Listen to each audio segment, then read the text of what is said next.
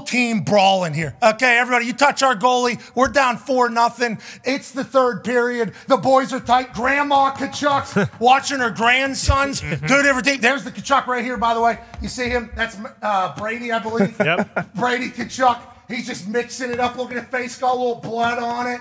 Then they'll cut to his brother here. Matt's already in there. That's the Kachuk. He's already in the face, He's in the sin bin probably for something. Too early? Too early? Too early? Way too early? I heard the music. Bye, ESPN. Love you.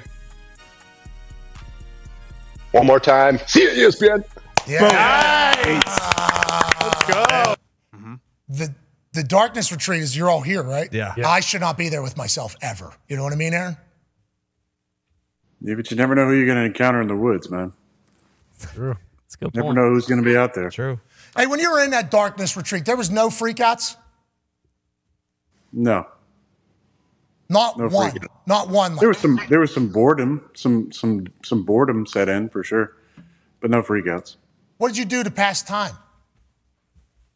Contemplation, modalities. Different modalities of contemplation? Yes. Wow. I think I used that properly. Yeah. I feel like I've gotten much smarter. See, the issue would be if I went in there, boy, we'd start overthinking something. And then we'd be like, I got to get out of here. And Yeah, I got to fix that. you know, I got to go figure that whole thing out. They don't let you out, right? Or is there a bell like it is Bud's? A bell. No, the door is open. You can walk out whenever you want. Okay. All right. You can just walk out. You could be there. By the for way, 10 minutes. what are you wearing today? Are you turning over a new leaf? Is Sam dressing you? What's going on? So, interesting point about that. Potentially. She might have bought this, but also 30 degrees and all tank tops are currently in a situation they're not wearable. Okay. A lot of, whenever you buy $7 tank tops, there's a chance that they do kind of Quality. fall apart, get stained with deodorant. Sure. That's Yeah. the big one. And then once that gets in there, it's a problem. So we're in a transition process of new tank tops. Sometimes on certain things, on how they interact with each other. It's actually kind of cool to see. A lot of phones, though, right? Yeah, mostly Lots text. A lot of Player only phones. text group. No, but I'm saying maybe they don't talk as much because we're forced to because there's really nothing else. Yeah. You know what I mean? What else are we going to do? Yeah, Sure. We're going to talk to each other. So maybe we are just a different generation and the players only meeting is like, all right, leave the phone. We're actually going to talk. Put your phone down. Let's talk 10 to minutes. each No other. phones. How are certain guys able to come in and just have success immediately when they have, he's got the same guys that Daniel Jones had? Like, is that all just confidence and like Dable kind of working with him and putting him in spots to be successful? Like, why is a guy like him so successful coming in, whereas like other guys who we know their names and get opportunities come in and they don't perform the same way?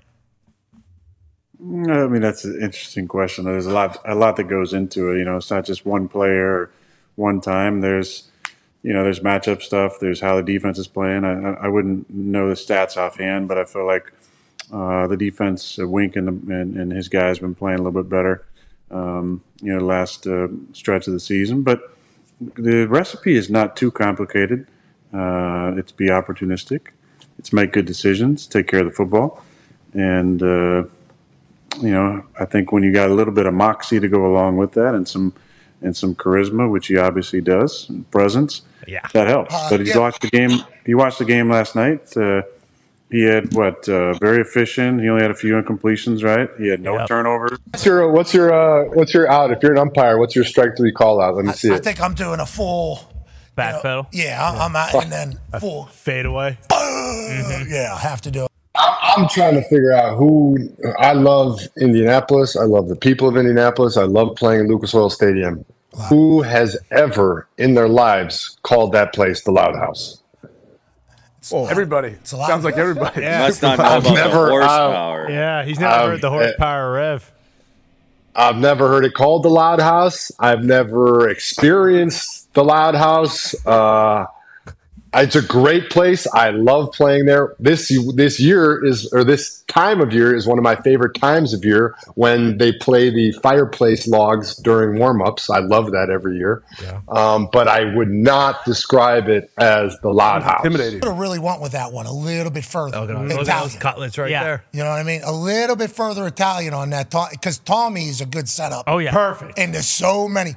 Tommy Breadsticks. Yep. Yeah. Tommy Ravioli. Tommy Bolognese. Oh, my God. Tommy Gabagool. Yeah. I mean, there was just so many that it could have been. Tommy Cutlets, we love. Hey, Sure. Oh, yeah. We're a big fan. Everyone loves Cutlets. And the Paisan agent, way to go, pal. Doing it. Way to go.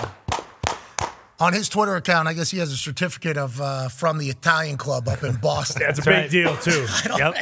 Yeah. That's not any club. That's a huge deal. Sean Stellato up there, blessed to be honored by the Boston Italian consulate. Thanks, Arnaldo Minuti, for the recognition. Legend. Clean fit. Yeah, he does seem to always dress well. It's a phenomenal story. I don't care what anybody does on TV. I still think that you need to go get inside the building and watch the game live. I mean, it's the best game to watch live. You know, I've had some people argue that tennis is more exciting to watch. I don't think so. Don't talk to those people. Hey, don't talk to those people. Don't talk exactly. to those people. I'm like, guys, what are you talking about? I've never been to this game. Listen, I love going to the U.S. Open, but there's nothing compared to watching hockey live. So I love the Frozen Frenzy. It's just going to be tough to do with the scheduling. It's tough. I wish they could do that every weekend, but they can't do that, obviously. So I hope the NHL is able to figure out a way to bring that element more to every season. So I love it. Wait till the next World Cup. It's our game now. Yeah. It's coming home. Coming home. Tell soccer. It's coming home. Sorry about it, England.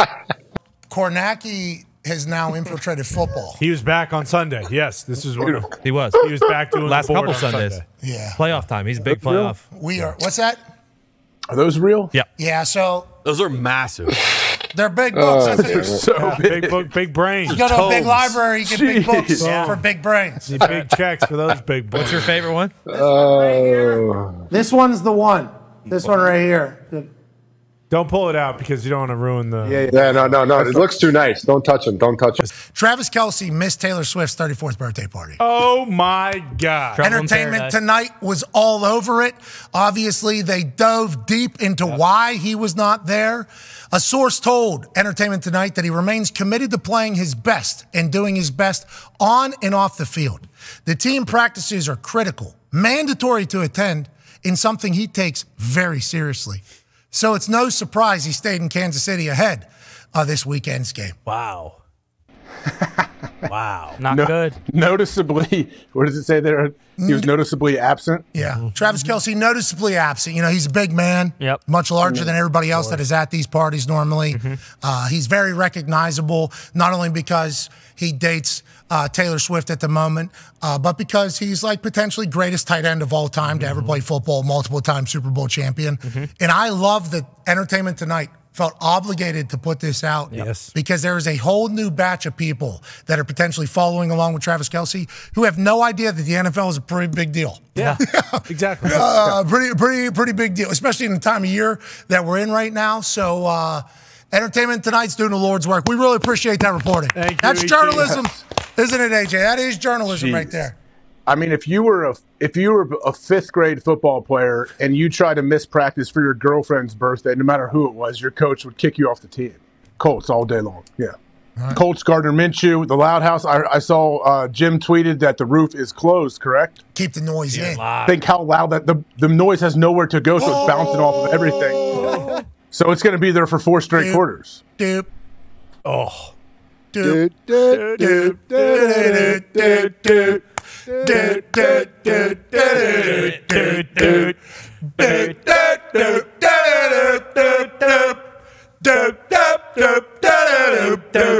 Second half, you're going to hear a lot of that. Yeah. Do you want to have a good time tonight?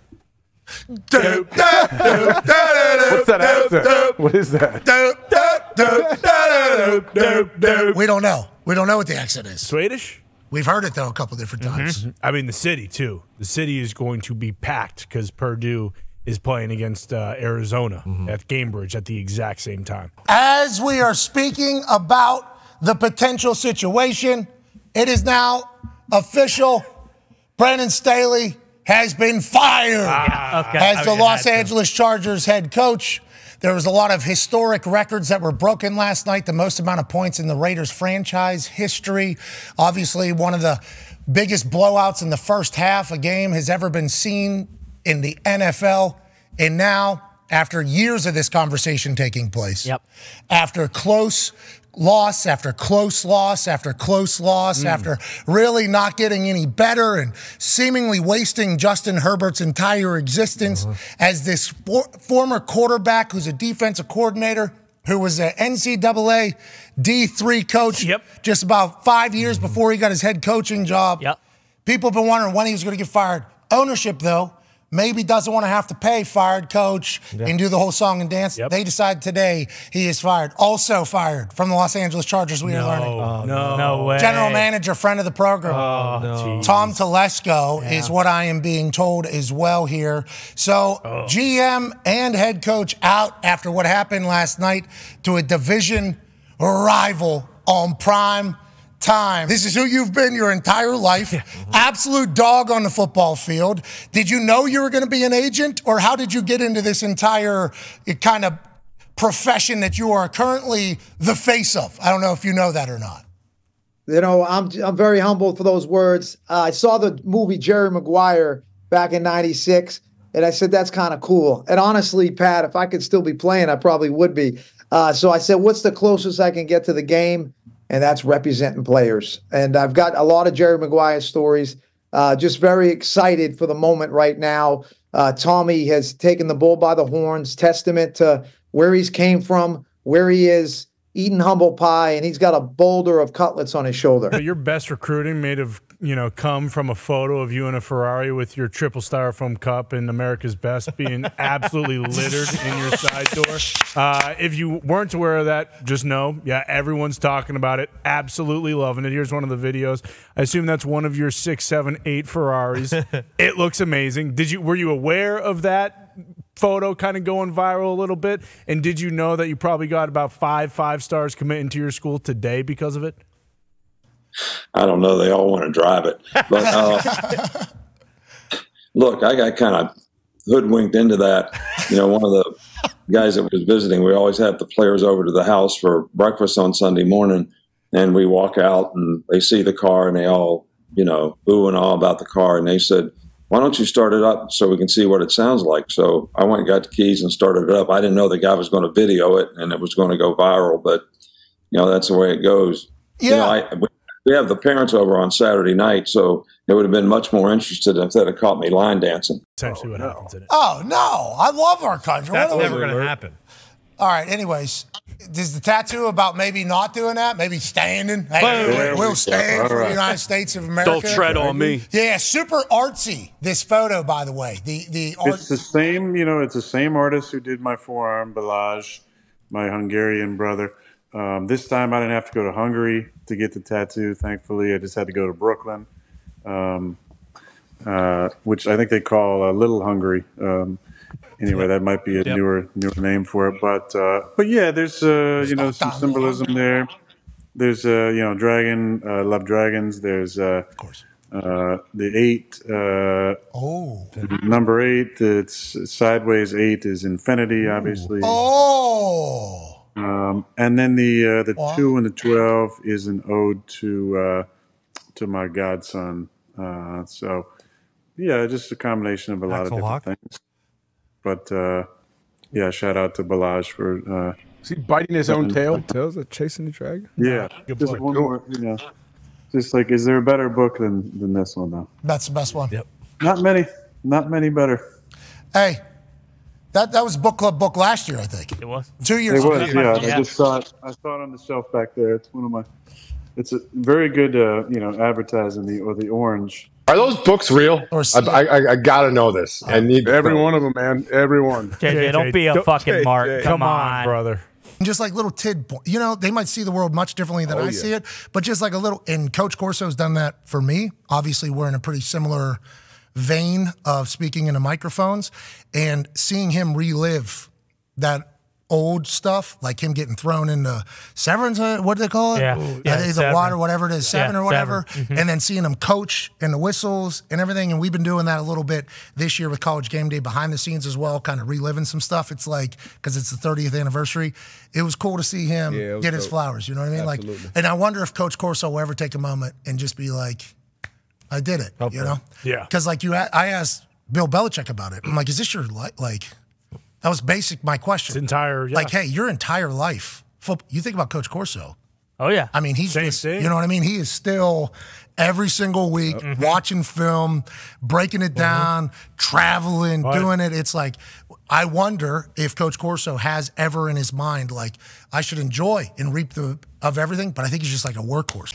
Why is this Draymond Green thing like leading news across all sports? Isn't this just Draymond Green? Isn't this like what he does? Is that just a dumb take by me? Why is Well, Pat, look, man, we're talking about a guy that is arguably one of the greatest defenders to ever play the game of basketball, right? Draymond Green doesn't get enough credit for how he changed the game for us being an undersized power forward / center, right? And so when you think about Draymond and you look at how he's being viewed, how he's been being viewed over the last year and a half, well, just this season, right? It's like we've been seeing less of actual basketball because his production has went down. We could see that his game on the offensive end and defensive end has a decline. And now all of a sudden he's doing this, he's having this uncanny behavior, right? Like the things that he's doing right now are bad for the game of basketball. Okay. And with Draymond Green, I think in his mind, everybody keeps saying he needs help. He needs help. So obviously there's something going on in his personal life, okay? That's number one. But outside of that, the basketball gods in the NBA will always humble you in some form or some fashion.